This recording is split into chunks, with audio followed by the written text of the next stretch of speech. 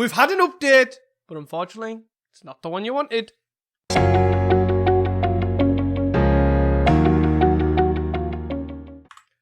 Hey guys, welcome back to Casting Commons, the show where we talk and discuss all things Pauper. I am your host, Teasdale, and this is my co-host, the Citadel stalwart himself, Reese. Hello. How are you doing, my friend? Are you not doing the before we start? No, I've definitely not forgot it, I swear.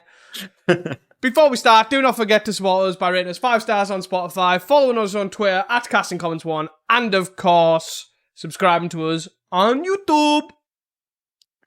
How are you doing? That better? Yeah, good. Good. Not been playing that much Magic at the moment because I've been pretty busy. But I have been starting a cube, which is quite interesting. It's a Pauper cube, obviously. But it sort of is trying to focus on Pauper cards that are actually played in Constructed, rather than just being a Pauper cube that's like a lot of draft chaff comments that no one has any sort of relation to. Mm-hmm.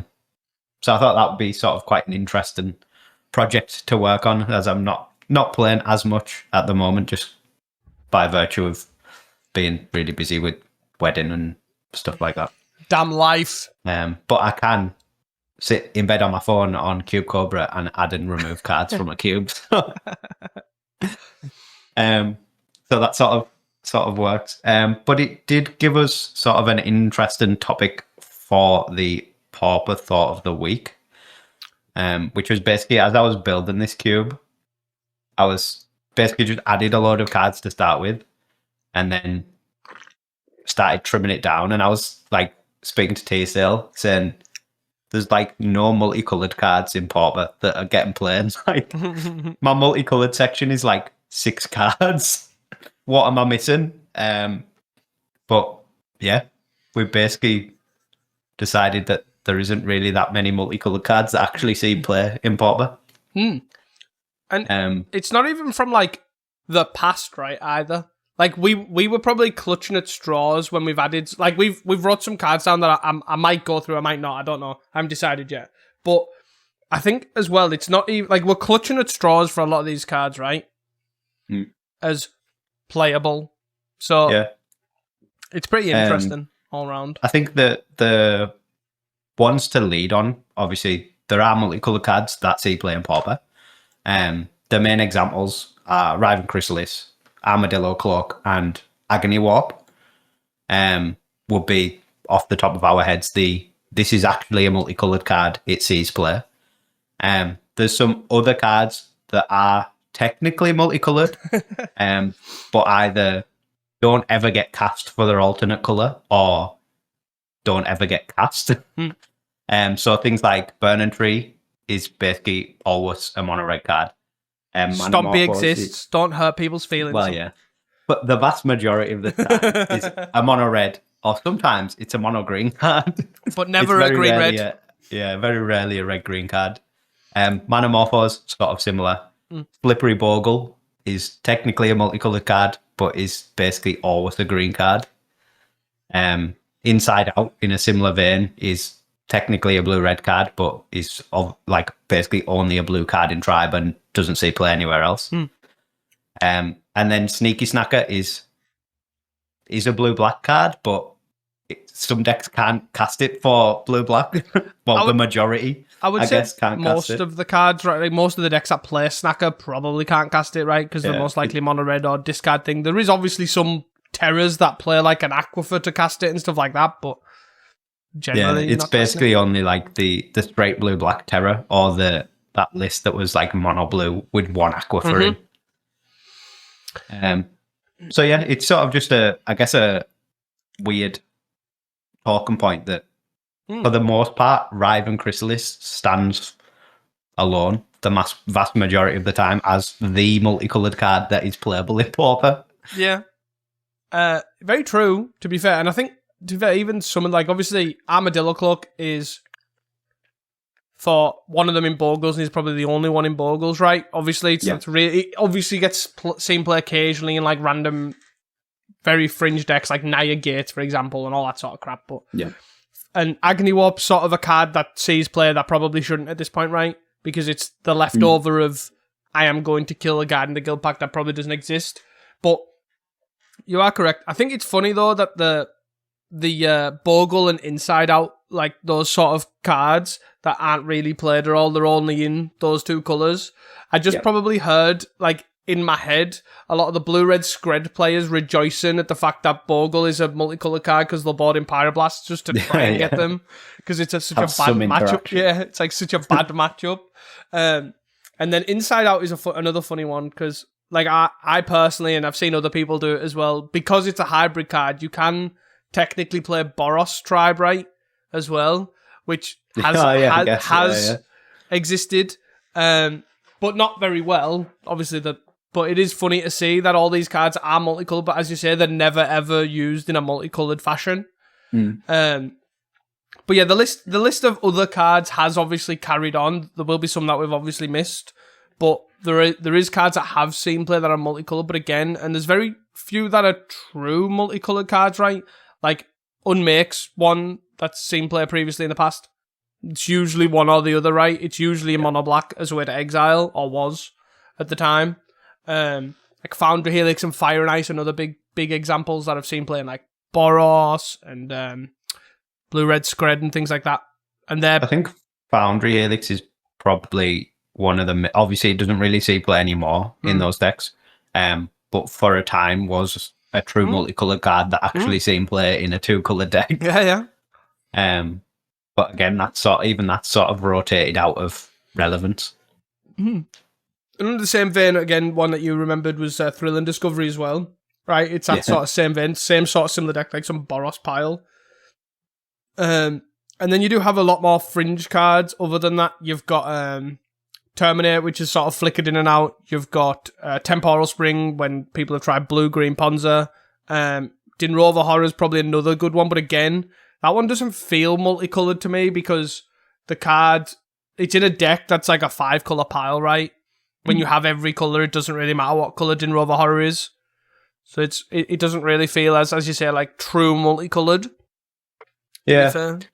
And I think it's strange as well because when you look at the Pauper metagame, obviously there are a lot of monocolored decks at sort of the top of the metagame, with things like the Burn decks or Terror, or even like things like White Weenie. But there are also like multiple 3-color decks of different combinations that are at the top of the metagame, with like Grixis Affinity and Jund Wildfire as I guess the main two.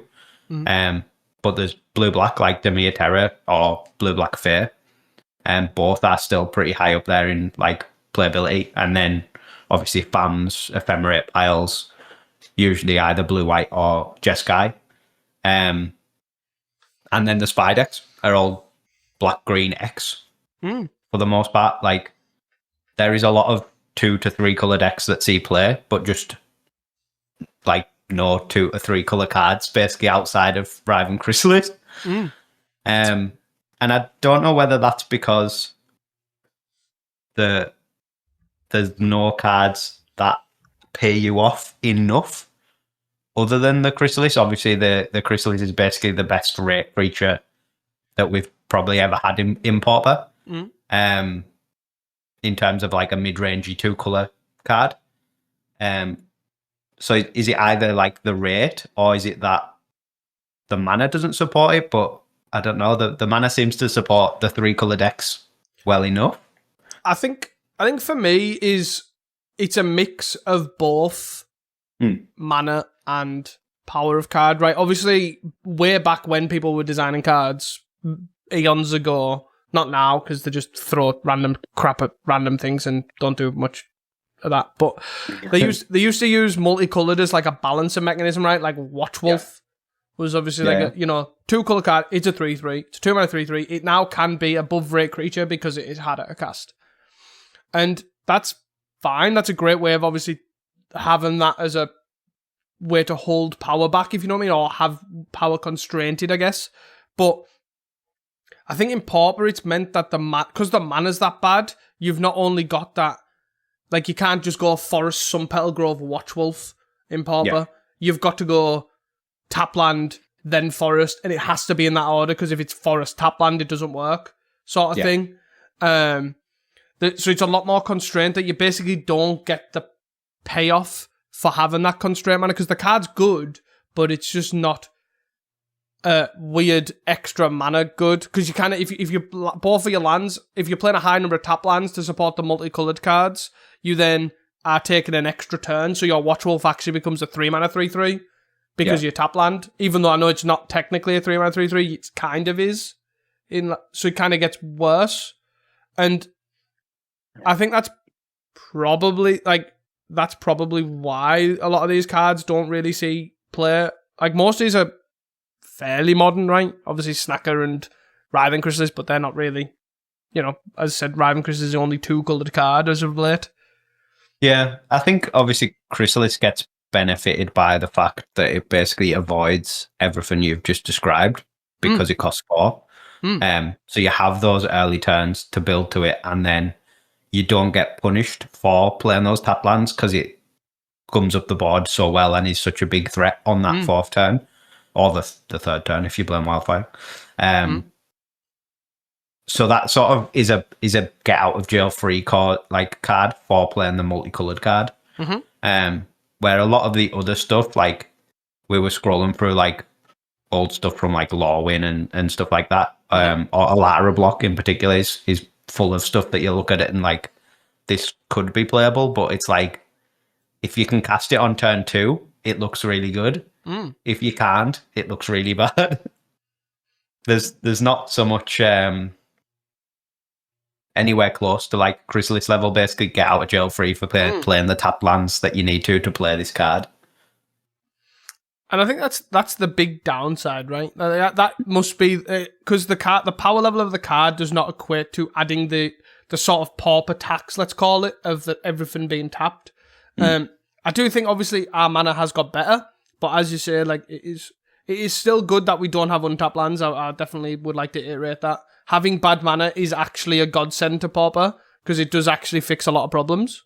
Like keeps a lot of things in check, if you know what I mean. Yeah.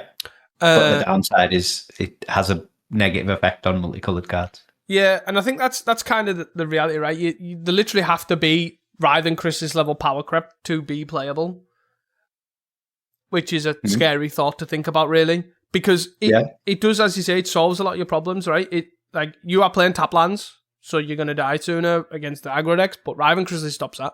And then it's just a big mid-range guy. So yeah, I think it's pretty interesting, for sure. And like again, Armadillo Cloak is a card that sort of is on the same vein. Like I know it doesn't really count because it's not. It's a real strange one to analyze, but it kind of does everything you want in Bogles for not having you die, even at the cause of bad mana. Yeah, I guess obviously you can play it on turn 4, turn 5, and it's still good enough because the evasion with the trample and the life gain sort of buys you out of that, I'm now behind. Because I haven't cast it on turn 3. Yeah, it's a cool one. It's an interesting one. I think we will see multicolored cards come back in at some point. But I do think they're probably going to be closer to, well, they're either going to be something cheap but hybrid, or something closer to Writhing Chrysalis, where it's a mid-range threat that gives you more time, basically, or gives you enough value that it's worth playing. Yeah, and I think that's the big thing, right? Like obviously we've now just recently got obviously Skyward Spider or the Wonderweave Aerialist that's sort of doing quite well in the heroic deck. Technically multicolored. Technically multicolored. in the mono white deck. Yeah, but is mono white.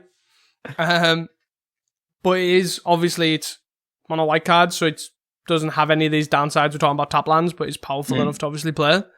But yeah, I do find this sort of thing really and I think, to be fair, deep down, even though a lot of people don't talk about it, it's like a weird thing. The lack of multicolored cards is fairly sad to see, right? Everyone loves casting gold cards. It makes you feel really important and fun and, all that sort of stuff. But I think this sort of sub-theme of bad mana versus power level of multicolored cards is like a big pull for Pauper that a lot of people like just take for granted. like tap lands and all this sort of, nobody's playing. Let me pick a random gold card. Can't even find a good one. Oh my god. Nobody's playing Demonic Dread. There you go. That's got Cascading. That's broken, right? Because your mana's bad. You've also got nothing to cascade into, but Yeah, I think a good example for the bad mana argument is there's a lot of 2 mana, like 2/2s with a protection ability that sort of look on the surface like good sideboard cards. Like I think they're from like Alara Block and Onslaught or something like that. Or maybe it's Invasion. But they look like sort of halfway reasonable. Oh, I'll just cast this on turn 2 against Gardens and they'll never be able to kill it and I'll just clock them to death. But it doesn't quite work like that because you're not casting it on turn 2, you're casting it on like turn 3, turn 4, and then they've already started having something going on, like, and it makes it so much worse. But even on another scale, right, you've got cards that were like standard all-stars, like Dregmangler was an absolute... Lightning. Lightning is a goated multicolored card that just doesn't see any play at all. Like that was a modern all-star as well back in the day.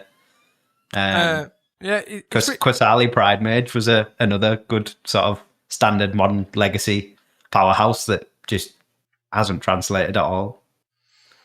I look at this card, right? There's this card from Modern Horizons called Faithful Watchdog, which is actually just a Watchwolf that's got Vigilance and has 3 counters on. Which, on the power levels, a 2 mana 3/3 with Vigilance, that you can obviously proliferate its power. That sounds good, but casting it for 3 mana and then playing a bunch of bad cards to go with it doesn't add up in power level-wise. No, and I think if that was just mono-green as well, or if it was hybrid, like it was just green-white hybrid, it would probably just slot into Stompy immediately. Because you already have synergy with those counters. You've got Hunger of the Howlback as well to have more counter synergy. You've got the fight spell that proliferates and stuff like that. But yeah, the extra colour of mana just completely kills it. Oh my god, Frostborn weird. I used to love that card instead. Sorry, a bit of a tangent. I guess it's from a brewing perspective for like your channel videos. Is it something you've found awkward? Like, is it hard to brew around, or have you found maybe if you have brewed around something multicolored, it's performed worse than you expected? I have played a lot of bad multicolored cards, to be fair. Some of them are inherently bad, right? Like, I've played like Ground Assault and Branch and Bolt in videos before, and they are terrible. I've tried Conduit Goblin as well, but again, that's another one that's sort of on surface seems okay. Like a 2 mana 2/2 that gives you 2 energy, and you can pay 1 to give another target. Pay 1 energy to give something +1/+O and haste. Seems like a great aggro tool, like a red-white aggro deck, but you now have to play a bunch of tap lands. So your 2 mana 2/2 is actually a 3 mana 2/2 because you're not casting on 2, like rarely ever. Or if you are, you haven't got a 1-drop to give it haste or whatever because you played a tap land on 1 or 3, whichever way around you go on the curve. It's surprising like how many of these cards you look at and you're just like, if this was hybrid, like it would probably just see play. Like it would probably just be an immediate all-star in the format. Yeah, I've played Cyclops Superconductor as well, which was also like the Kiln Fiendy guy. Yeah, which was pretty interesting. It's probably the closest one I've seen to sort of pseudo playable, but again, it was still pretty mid. Like I think it is a mix of like there's definitely some powerful cards here. Looking at it, like I've tried Dregmangler as well. Again, another strong card that just doesn't relate very well because you have to either play tap lands or really bad mana base. Like look at Slivers for example, is not really playing multicolored, but it almost is by the amount of I need green on this, white on this, red on this, blue on this. Like you either have to play tap lands, which you don't want to do, or you have to have incredibly lucky mana of having Forest, Plains, Mountain. Yeah. It's definitely cool. Like it's sad to see a lot of these cards like not be playable because of it. But on the same side of things, I think, if this is hybrid or if this was playable, that means this has better mana for this deck. And it's like, oh god, that sounds terrible. Yeah, and I think a lot of them, you sort of look at, and they're quite aggressive cards as well. Usually multicolored commons, they're either pretty aggressive or just really weird, clunky cards that are just not playable. So like the weird, like clunky cards, if you made them hybrid, it probably wouldn't make much difference. But the like pretty well costed aggressive cards, if you then make them hybrid, they actually just become playable, and you've just got this massive influx of really aggressive creatures. I remember playing this Loam Dragger Giant in Standard. I tried this 7 mana 7/6 for 4 green red hybrid, green red hybrid, green red hybrid. Those were the days. Yeah. But yeah, it was just something I thought of when I was building this, starting a list for this cube. Ended up I think I ended up with like 6 multicolored cards in the entire cube or something like that. No, 8. But that includes Burning Tree and Sneaky Snacker, which sort of don't count.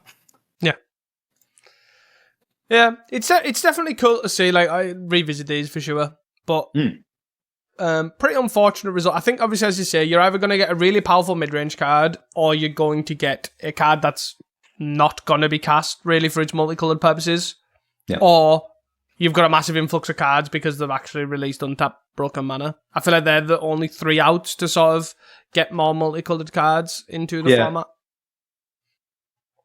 I think. Dryad Militant.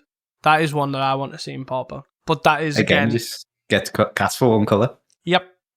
But it is I think the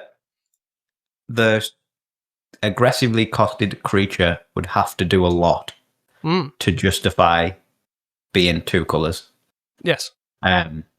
Which then, do you really want it at that point, I guess? No, probably not. Any other thoughts on that? Or do you want to move on? I'm happy to move on. I'm just reminiscing through all these multicolored cards. Sorry. Well, I guess a lot of them are like... a lot of the hybrid ones are Shadowmoor Lorwyn, and a lot of the multicolored ones are like Alara Khan's block. So it's like basically through our evolution in Magic. Yeah, I started on Morning Tide pre-release was when I started. So yeah, definitely reminiscing. And Reese still hates it because I try to play with an Elves vs Goblins dual deck to a standard event, and that's worth a fortune nowadays. And it was opened. I actually don't even know where any of the cards. I don't think any of the cards are still there. And they're all, if they are, they're damaged and trod on and stuff. You know, there's a very damaged Goblin ringleader that I remember. I think it went under my chair wheel or something, like my computer chair wheel, and that's why it's all scraped and stuff. But yeah. Oh dear. Sad times, but that's for another topic for another day. Moving on, we're going to fly through some tournament news before having some news discussion, because we have something to talk about. So, there was the Dreaded Return event last week, just gone. Obviously, great event, all that sort of stuff. Won by Jeskai Wildfire, which is pretty cool. But anyways, moving on. This weekend, we have... Element Games Stockport Pauper Winner Box. Tickets are available in the description below. That sounds like it's going to be a great event. Also this weekend, Leipzig, Germany's biggest Pauper event, 128 player cap. You can check out that link in the description. And then 2 for November, Pauper Spezl 2 in Munich, 22nd of November, 64 player cap with event sponsors, wooden tokens. Every week I talk about these tokens. Every week, and it sounds awesome. Link for those tickets are in the description if you are in the area. And then, of course, the big one, Nationals. Saturday the 29th of November at Secret Space, Birmingham. Tickets are £40 and 210 player cap with top A prize worth £1,000. But we are over 50%. We have beat the original sellout of Nationals 1 as well, which is pretty sick to see. So, definitely flying. There is, I believe, another event that I definitely didn't forget to add on to the thing, but this is why, again, great tangent, you should join the Discord, because if you go in the events to shout out tab, you can see, and it is about a Pauper fun day on a certain day. I will definitely apologise and make sure it is in the notes for next week, for sure. Moving on to some news. News! Feels like a long time since we've had some news. Yeah, nothing really of note when we do have news, but this one is a big one. We got a PFP update. Sort of. That the update will be put back with the normal update. What? So, to me, I find this really funny, right? First of all. So they decided to announce to themselves, announce to the world, we will have an announcement on the first date before they moved it, because they didn't want people to wait that long for the normal update.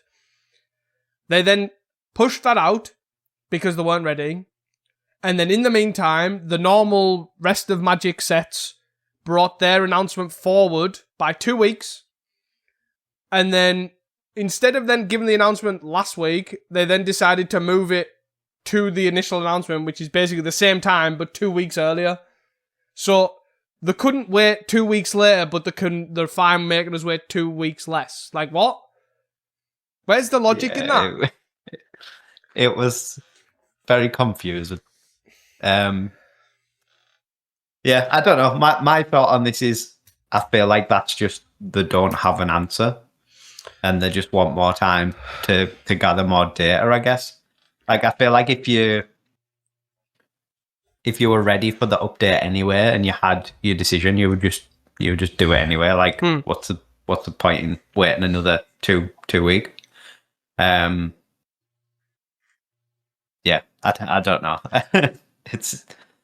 It's very strange. I feel like we're being pulled to pillar and post a bit with this latest update, and obviously the communication for them isn't the easiest because they don't have a communication channel other than Gavin. Please tweet this, which again is not ideal. They could do with a website or something for like a PFP website. I agree.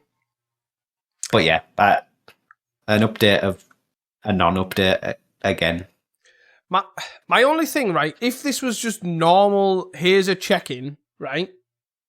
And this is the format as it is now, I actually have zero issue about this. This is essentially I'm saying, look, we haven't really got anything like that we really need to announce now, so we'll just put it with the update. I have actually no issue with that whatsoever, to be honest. The communication of the update is nothing's burning or pressing that I need to tell you. We'll wait until this update and just check in normally. I have absolutely no issue with that. But the fact that we have this thing sat in the ether waiting to be, is it banned, is it not banned, because I'm on trial. Yeah. That's the problem I have with this. And it's a shame, and I get that they don't have an answer. But I also don't think that's not good enough. That's my problem I don't like about this. Like, I get it that it's a hard decision to make, but pick one and stand with it. Ban it or don't. Because how far can you keep moving this back? Because the problem is, right, there's big events happening throughout the year. Obviously, we've got Paupergeddon. It's probably not, I don't even know when the next Paupergeddon is, but it's probably like, let's be honest, it's probably like 3 weeks after that announcement. I wouldn't be that far off. It wouldn't be that far off because it's usually that time of year, roughly. Yeah, I think it's within a month of the next announcement now. So you've the move back announcement. So you've now going to basically say, okay, say it's banned. You've now blew up the entire format, and you've got people who've got 3 weeks to test for one of what is probably going to be the next new biggest Pauper event of the year. Like, to me, that is the 27th to the 30th of November. Yeah, so it's like 3 weeks away, 2 weeks after. Because it's early November, right? 10th, something like that. Like, and that is my big point. It doesn't matter what the answer is. It is irrelevant if they ban it or unban it. I actually could not care less. But you've got people, like, hanging on for this big event. People could be practicing this deck. People could be practicing against this deck. You've also got people who are probably reluctant to buy into it because it is a deck that will literally either get banned or not. It's not like the ban high tide and the deck's still playable. Yeah. Like, I have no problem with them moving announcements. I have a problem with them keeping this thing in the ether. How long can they keep this card on trial is such a bad issue to have. Yeah. So they're being as the 10th of November. So that's 2 weeks before Paupergeddon. That is nuts. But yeah, I do agree with you. Like, I also just think though, if they give slightly more information in these like pre-update posts, it would lessen it a bit as well. Like if they were like, oh, we're gonna move this back, we are still like figuring this out with high tide or whatever, or something along those lines. Yeah. Like at least you've got a bit of warning. Yeah. It's not great, right? Like, don't get me wrong. We are the biggest advocate for the PFP. The PFP do an absolute stellar job, right? They do an amazing job. But this lingering of this high tide trial is probably the biggest L they've done throughout their entire existence. Which, don't get me wrong, they're gonna have an L at some point, right? And they've done a stellar job. I just wish they'd just make a decision. I don't even care which one it is. As I've said, I do not care if it's banned or unbanned. I have my opinions on it. I don't care which one they do. I'm indifferent. I just think they should commit to one sooner to give more people time to prep for these bigger events. Yeah, I don't even... Yeah, I wouldn't even be sort of opposed to it if there was no decision but more communication. But I feel like this is a point that we get to with most of these PFP discussions is we would like more communication. Please give us more communication rather than like our last 3 podcasts have been, well, they said they were going to announce something soon. Oh, it's soon. Honest, it's going to be soon. Yes, it's definitely going to be soon. They said it would be now. And then, they pushed it back. Like, yeah, I don't know. They give vague timescales for announcements, and then when it comes to the announcement, they push the announcement back. Like, either don't give a timescale, or just give a more accurate timescale. Just be like, in the 7th of October, we will make an announcement, even if that announcement is there will be no changes until the 10th of November. Like, yeah, I don't know. Yeah, and that's my biggest point. Like, I have with this whole trial. Like, to me, I think if you put something on trial, it needs to be a lot more closely. It needs to be communicated a lot more. Yeah, I had agree. Frequently what the thoughts are on this. Like, if once a month they said, oh, this month we think high tide's been fairly reasonable, like it hasn't, they've got the data, so they could say, oh, it hasn't put up this many results, or it's put up X results, and we think Y results is acceptable. Like, I think being able to follow it would be beneficial for the community and for the PFP, like, trust, I guess. Yeah. But the fact that it's been put on trial and then there's basically been silence is sort of like, well, does that mean it's okay? Does that mean I can go and buy my merchant scrolls for like 12 quid each? Or does that mean it's going to be banned 2 weeks before Pauperparty and I don't need to test high tide? Like, I 100% agree. That it's like such an awkward middle. Like, it's either commit one way or the other, right? Like, even in terms of commit either ban or unban them, but also committing either really stringent trial and bans, here's a real load of data, or go the other way and say it's on trial to this date. And regardless if you have enough data or not, commit to what your answer is.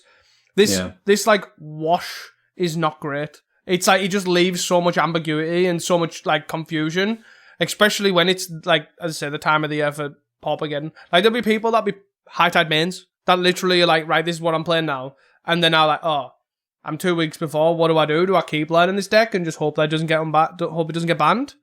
Yeah, I think that's where the moving it again sort of hasn't really paid off, because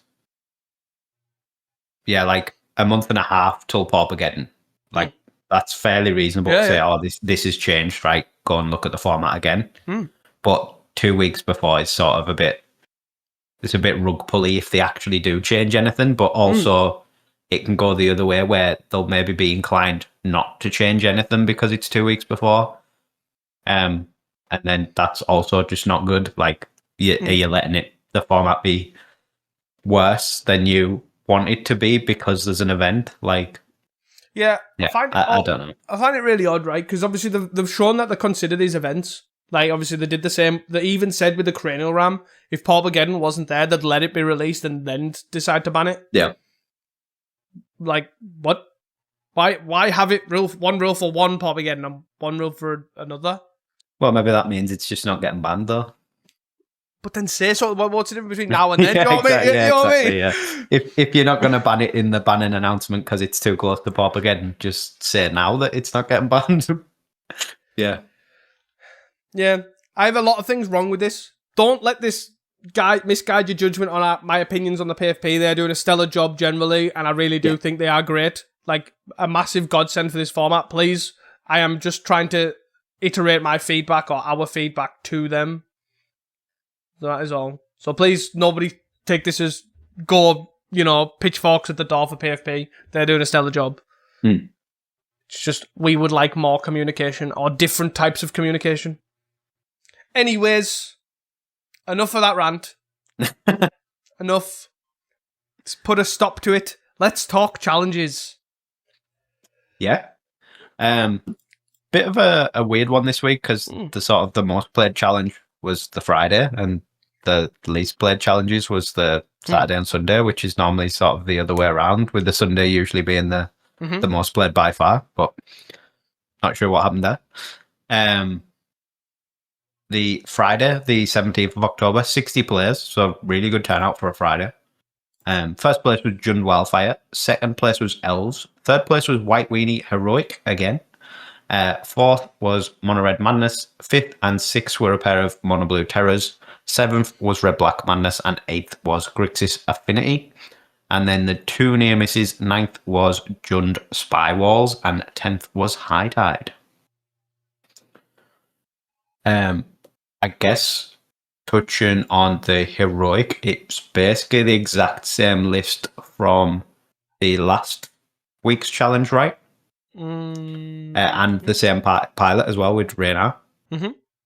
I don't believe anything's changed. I don't know if you've noticed any changes from it. I can't remember if they ran 4 Thraben Charms in the side. I know they ran an amount. And I know it was a big amount. I know it was like the ran Thraben Charm, and I know it was definitely at least 2 or 3. I just can't remember if they ran 4. But other than that, that's the only thing I can see that's different. Yeah, still on the 3 Wonderweave Aerialist or Skyward Spider thing. 4 Trailblazers, 3 Armadillos, and 3 Akron Skyguard as the creatures. And then still with the 3 Sandstone Bridges, that weirdo in the land slot. And 3 Homestead Courages, which still looks really good. Yep, I've said my piece on this deck. The Elves list, hence the Sentinel Steward Stalwart, combo intro mention. 2 Sentinel Stalwart in the main. It's got 3 Elvish Vanguards as well, so like a bit of a more threat heavy elf list. And that's basically come at the cost of the Mass Vandal end package. In terms of sort of interest and stuff outside of that, like the main is still fully mono green. It doesn't have as many one drop mana elves like Glamour elves, but it does have the Jesper Sentinel Birchlaw package to go with the Stalwart for making different colours of mana. But just utilise it in the sideboard with Crimson Acolytes, Hydroblasts, Mezfiends, Standard Bearers, and Fang Dragons, along with Fairy Macabre, but you don't really cast that. So a very, very, very multicoloured sideboard. Yes. I find it really odd that they've decided to go 4 Well-Wisher, 3 Timberwatch Elf. It's definitely a choice. It's definitely an odd one. I guess like you're cutting the end and then going to 3 Hydras and 3 Timberwatches, but then you're sort of replacing them with the Elvish Vanguards as a threat. Like, it's a bit of a weird. You're sort of just changing. You're not changing your density of threats. You're just changing what those threats are. I guess with Birchlaws, the Vanguard maybe becomes a bit more appealing because you can spam out your guys pretty fast. Yeah, but it's fair. Yeah, Timberwatch is always an all-star for me now, so it's hard to see it cut. And then 4 Well-Wishers in the main is just a lot of Well-Wishers in the main. Yeah. I think 1 Well-Wisher in the main's too many Well-Wishers in the main, but, that's my opinion. Yeah, pretty cool elves to do well though. Outside of that, there wasn't a huge amount. The sort of the terrors and Monored Madness are pretty stock lists. The Luminite red is on black. Force Spike. Sorry, just to touch on Luminite in 6th is on a main deck Murmur Mystic and 4 Force Spike. Yeah, so no dispels, no spell pierce, just 4 Force Spike, 4 Force Spike Which in that slot. Isn't unheard of, but it's definitely an interesting choice. Yeah. Yeah, it's a cool one. I guess it sort of gives you a bit more variety. Like if people are just hard playing around spell pierce anywhere, like you just get the creature or something with a Force Spike, it'll be quite cool. The 7th place, red black, Wekdu, drawn up again, or Swarm of Being of Bees. Yes. As a 2 of. Also 2 Stormshriek Ferals as well, as a, I guess, extra discardy outlet. That seems to have come at the cost of Highway Robbery, right? Yeah, it looks like it.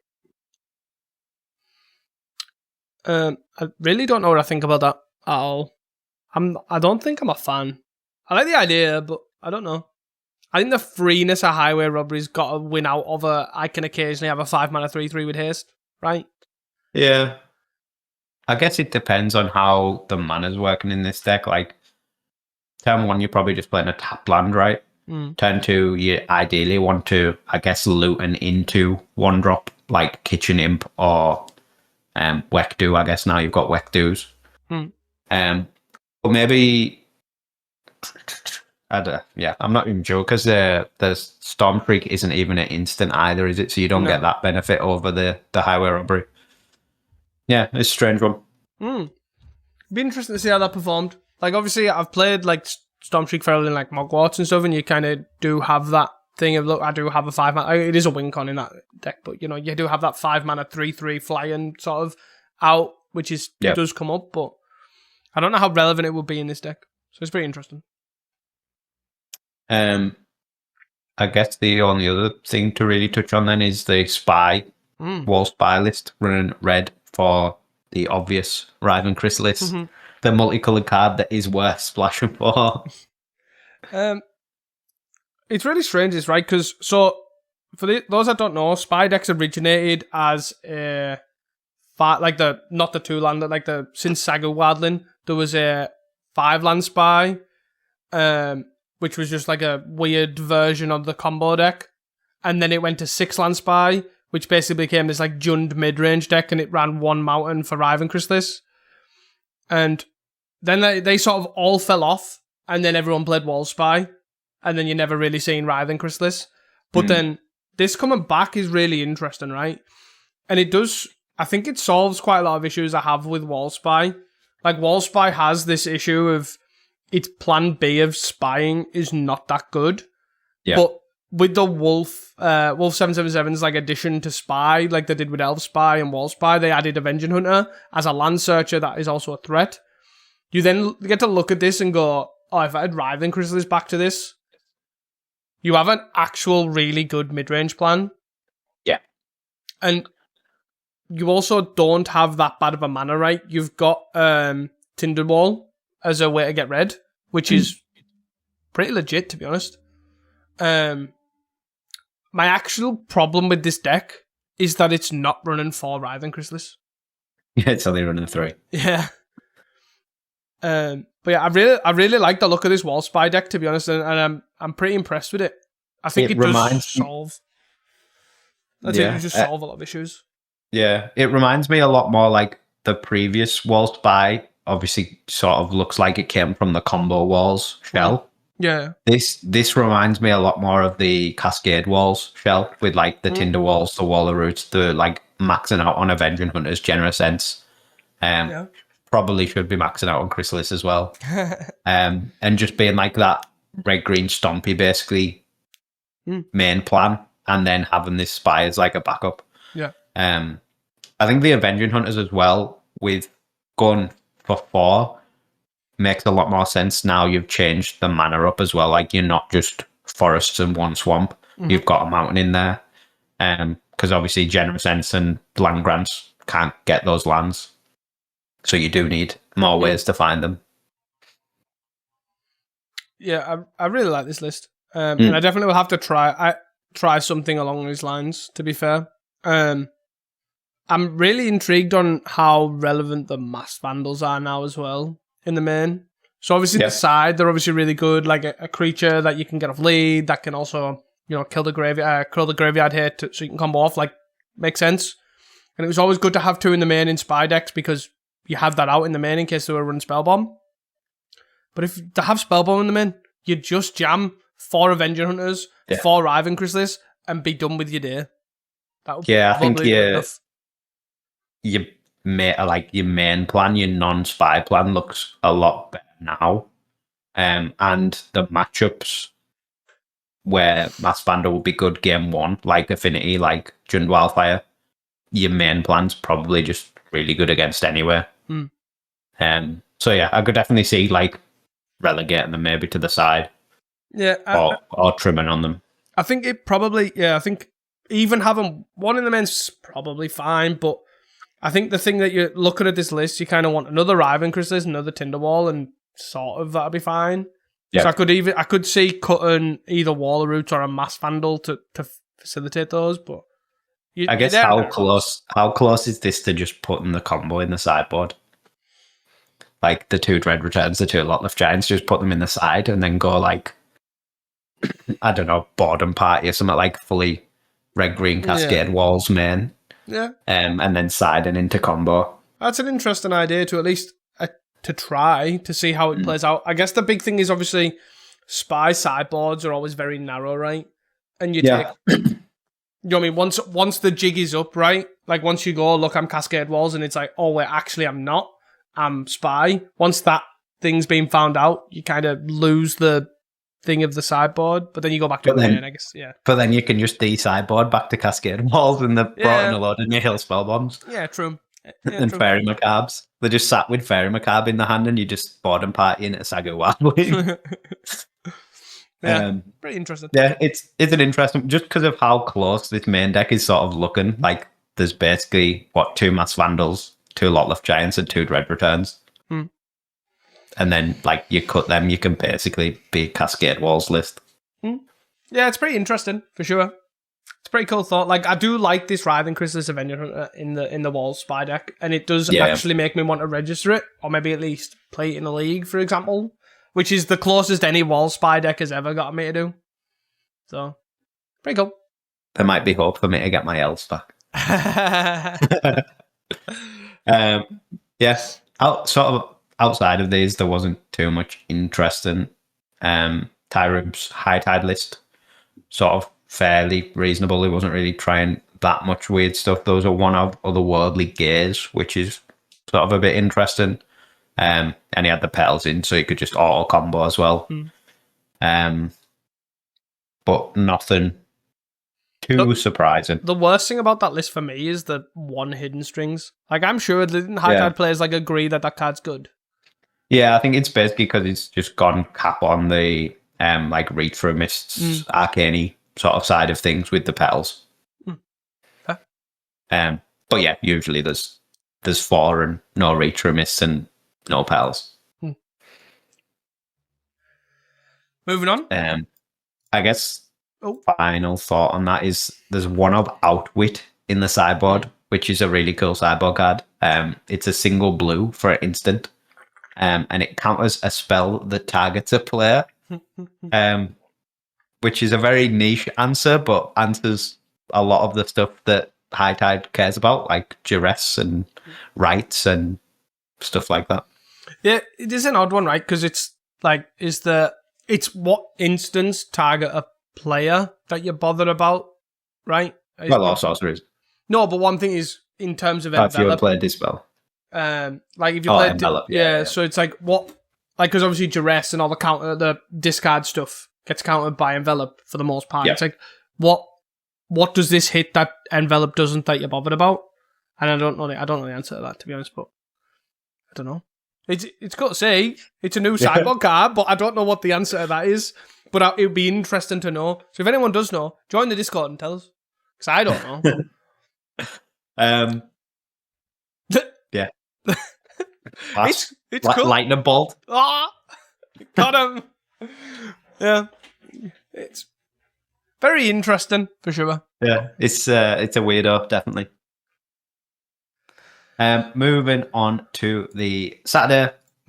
Only 43 players in this challenge. First place was Grixis Affinity. Second place was Pingerburn, making a comeback. You heard that right. Third place was Grixis Affinity. Fourth place was Jun Wildfire. Fifth place was Mono Blue Fair. Sixth was Elves. Seventh was Mono Red Madness. And eighth was High Tide. And then the two near misses. Ninth was Fams. And 10th was Mono Blue Terror. Pingerburn? Yes. Yeah. Interesting. Very strange to see it back. It's sort of like the Kuldotha shell-derived Pingerburn with Simps and Tomb Raiders, Percussionists, and Epicures, but then just has 4 Flame Breathers and 2 Thermo Alchemists. No Gutter Snipes, no Fire Blasts, no Lava Darts, none of that shenanigans, just 4 Reckless Impulse, 4 Rend Resolve, and 4 Ender Festivities. Just completely committed to 4 Ender Festivities in the main. You do know the only reason why they're running 4 Ender Festivities in the main, right? Is because they needed room for 4 suplexes in the sideboard. Yeah. That is why. I love this sideboard, by the way. What, just 8 Pyroblasts and then 8 suplexes, basically. Yeah, pretty much. 3 cast into the fire, 4 suplex, and then 4 reps and 4 pyros. So, my thought is, they must have split, right? Because ain't no way Luffy with the 7 land destruction spells is getting out of this alive. Yeah, I think it would probably look pretty bad for the Grixis Affinity. Yeah, with the 7 cast into the fires. Never ever having a land in play. No lands for you. Especially with the draw spells as well, with the impulses and the Rend Resolves, like they just draw through the deck so fast. But yeah, interesting to see this back with obviously 2 really stellar red decks with Madness and Rally Red. To then choose to play a third is definitely a choice, and obviously it worked out really well for this pilot. Sure. Anything else going down? I guess the 2 Grixis Affinity lists are sort of what you would expect. They're pretty stock.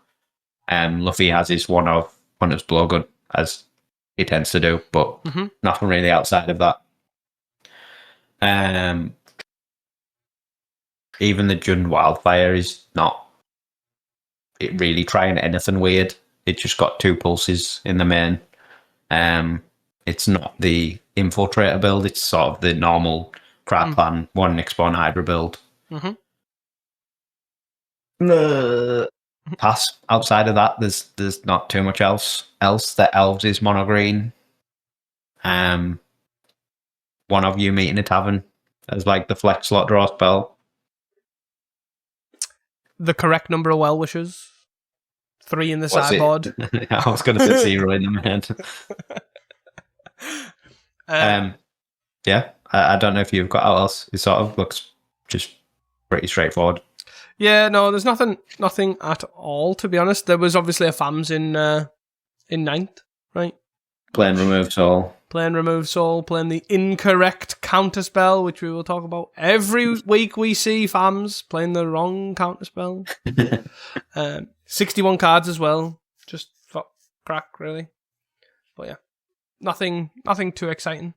I guess the sort of standout is there's no Mono Blue Terror in the top 8.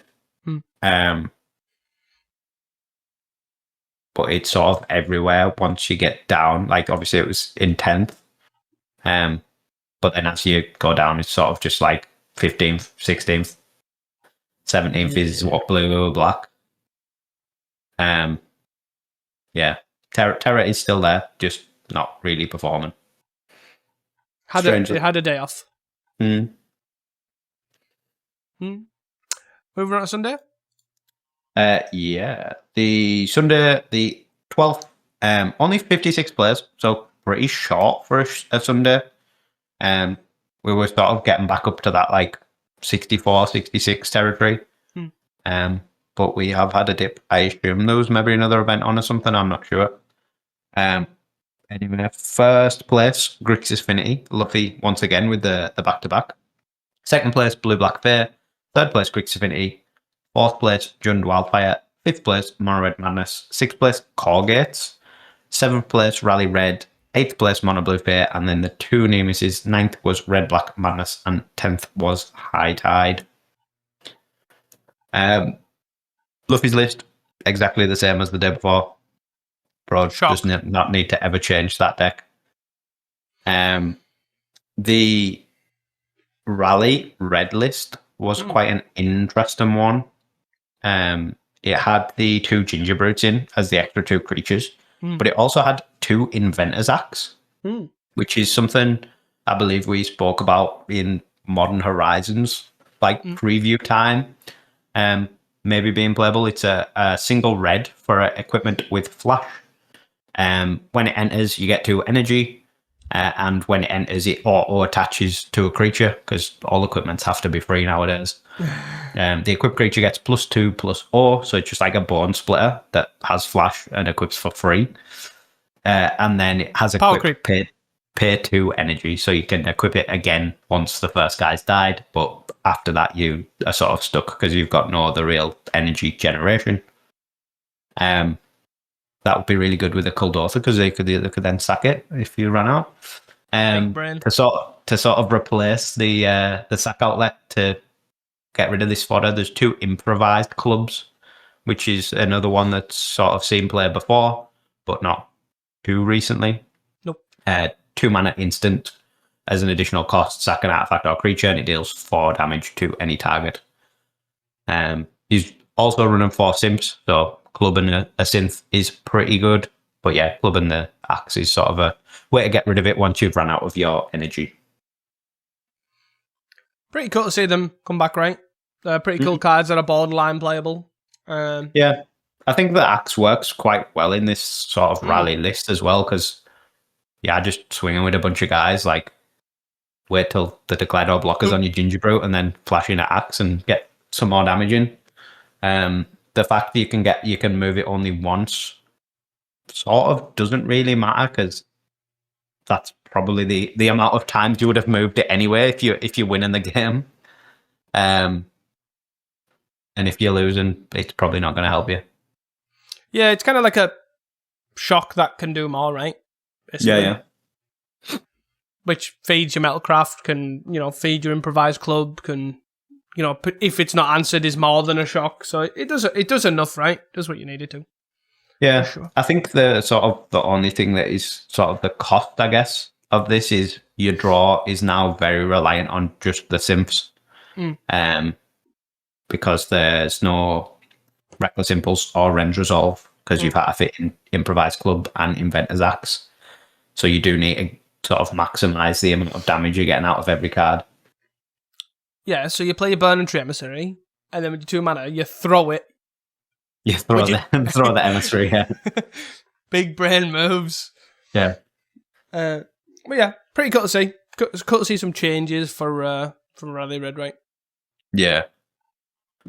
The 9th place Red Black Madness sort of took on board what you were saying about Stormshriek Feral not being playable and cut one of them, but still playing one. So he's got 1 Wektu, 1 Stormshriek Feral, and has basically gained 2 highway robberies for those cuts. So sort of gone slightly up on the draw. Yeah. But only 1 Wektu. Oh no. Outside of that, there's sort of not really too much interesting again. No, the Corgate in 6th obviously is the list that we covered a few weeks back when Masiok top 8'd last few weeks ago with the one of Envelop in the main, the 2 Dispels in the main. It does well. It's still a good deck. It's just not many people play it. Yeah. Sort of outside the top 10, I have a few honourable mentions to sort of add some spice. Shout out to Weber, who came 14th playing a blue-black fair pile. Still on the weird 1 Moon Circuit, 1 Ambusher, 1 Murmur Mystic configuration that we've previously seen. But the real spice comes from Apaz in 13th. Playing, I guess, like a combo walls, but also has Priests of Titania in the deck. Yeah, I'm not entirely sure what I call it. He's got Landmar Elves, he's got Priests of Titania, he's got Quirion Rangers, but then it's like combo walls with Beast Rider Vanguards. It is a spicy one. Double combo something, right? Yeah. Probably. With the one freed from the real, I guess. I don't know. Yeah. It's like Walls Spy, but in this time it's Walls Elves. But we've also got Nuberola in 16th as well, with like a blue-white sort of glitters without glitters. Is the best way I can describe it, right? Like Gear Seeker, Moon Circuit Hacker, Mer Enforcer, Novice Inspector, Ornithopter, Thraben Inspector, Frogmite, Overmind, Thoughtcast, Metallic Rebuke, Thraben Charm. Yeah, it's a very weird one because you basically just don't have a payoff. Draw spells is like the best thing you got. You're playing blue-white glitters, but you're not playing the Lux Knight Breacher, you're not playing glitters. So nope. It's like the payoff is 2 Gear Seeker Serpents or 4 Mer Enforcers. Like, yeah, it's a very weird one. Even like the Ninja package isn't really that much of a payoff because you've only got 3 Moon Circuits. Yeah, very strange. You're just playing Ornithopter and it just never attacks. It never does anything. Like it probably brings in a Moon Circuit Hacker once, and then the Moon Circuit Hacker probably can't attack. But yeah, it looks very much like I've got these draw spells, these free guys, and then I'm gonna hope these Metallic Rebukes and Thraben Charms are good enough, and then I'll attack you for 4 and 2 and 5 and hope for the best. It is a strange one. It very much looks like it's missing a payoff card. Like all that glitters. Yeah. Yeah. Maybe they should downshift that. That might be quite good, I bet that's a cool idea. But yeah, there's still quite a bit of spice throughout the field. But just not really in the top 8. Like the top 8 sort of a gate kept by just the playable decks. Although we did see a Piggerburn, I guess. Sometimes the spike. Anything else? No, I'm happy to move on. Hot takes from last week. I've got that many tracked because the announcement's been late. I've forgot what mine was. Oh dear.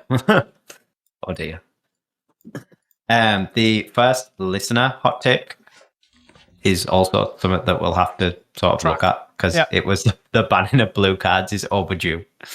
Yep. So obviously we do not have an announcement. Well, we have an announcement, but it's that there will be an announcement. So we don't know. Yes. So the next one is that Bogles will either top 8 either next weekend or the following. We will keep that on there. I said track it, but it's not really. We'll just mention it next week. So not this weekend. Of course, we had Heroic again, but there is still time. Yeah, I guess like with Heroic hitting like back-to-back top 8s, like it's not out of the question for Bogles. No.